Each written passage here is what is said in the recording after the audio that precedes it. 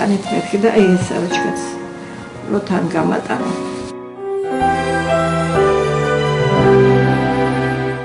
ფაზლის ქრონიკა და საქართველო გიორგი სააკაძის აჯანყება ირანელი ავტორის თვალით.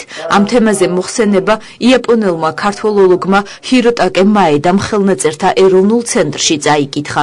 საუბარი შეეხო აქამდე სრულიად უცნობ სპარსულ ქრონიკას, რომელსაც ახლახანს დიდ ბრიტანეთში კემბრიჯის უნივერსიტეტის ბიბლიოთეკაში მიაკლიეს.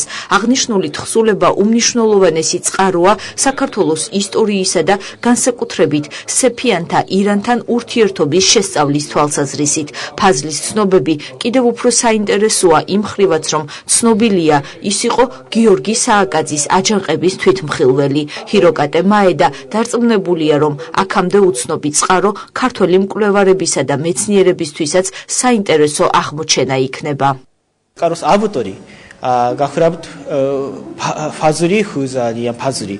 და ის ირანელია, სამშობლო ისფაჰანელი. ანამდე ის წყარო ხელნაწერი ჩემი მეცნიერებაში ითვლება რომ დაკარგული 4 საუკუნე.